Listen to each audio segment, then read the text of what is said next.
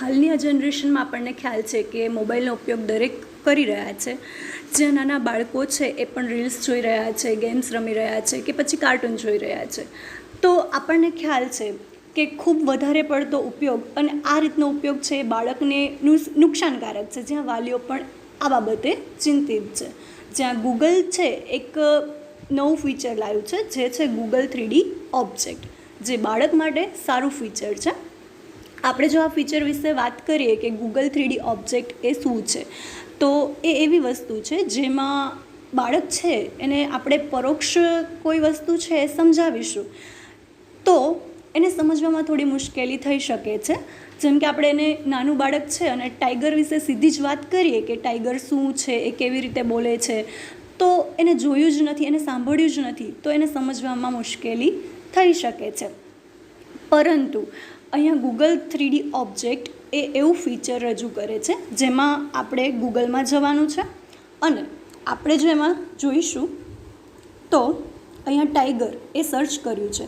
હવે tiger search કરીશું એટલે અહીંયા નીચે તમે જોઈ શકો છો કે અહીંયા 3D એવું લખેલું છે. જ્યારે તમે આ 3D ઓપ્શન છે એને ક્લિક કરો છો ત્યારે જે ટાઈગર છે એકદમ 3Dમાં દેખાઈ આવશે કે એ કઈ રીતે દેખાય છે અને એ કઈ રીતે સાઉન્ડ કરે છે. તો બાળક છે એ આ જોશે તો એ સમજી શકશે કે ટાઈગર કેવો દેખાય છે, એ કઈ રીતે બોલી રહ્યો છે.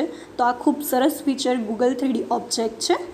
નેક્સ્ટ આપણે જોઈ શકીએ છીએ કે અહીંયા જ આગળ આપણે જો ઈગલ સર્ચ કરીએ, એટલે કે એવું નથી ખાલી એનિમલ જ આવે છે, પરંતુ અહીંયા આપણે ઈગલ સર્ચ કરીએ તો અહીંયા તમે જોઈ શકો છો કે ઈગલમાં પણ આવી રીતે 3D એવી રીતે આવી રહ્યું છે. તો એને 3Dમાં સર્ચ કરશો તો બિલકુલ એ કેવી રીતે ઉડી રહ્યું છે, કેવી રીતે સાઉન્ડ કરી રહ્યું છે, દરેક વસ્તુ 3Dમાં દેખાય છે. તો આ ફીચર બાળક માટે ખૂબ જ ઉપયોગી ફીચર છે, જેમાં દરેક વસ્તુ એ જોઈ શકે છે. તમે કોઈ પણ ગેટવે ઓફ ઇન્ડિયા લખશો, ડક લખશો, હોર્સ લખશો કે તાજમહાલ લખશો, નર્વસ સિસ્ટમ સર્ચ કરશો તો આ દરેક વસ્તુ છે એ એમાં દેખાય છે અને જેનાથી બાળક છે એ પ્રોપર સ્ટડી કરી શકે છે. તો આ એક ફીચર ગૂગલનું છે એ ખૂબ જ ઉપયોગી છે. તમારા મોબાઈલમાં જો આ ફીચર ન હોય તો તમારા બાળક માટે આ ફીચર ડાઉનલોડ કરો અને તેમને આનાથી તમે પૂરતી ઇન્ફોર્મેશન સરસ મજાની આપી શકો છો.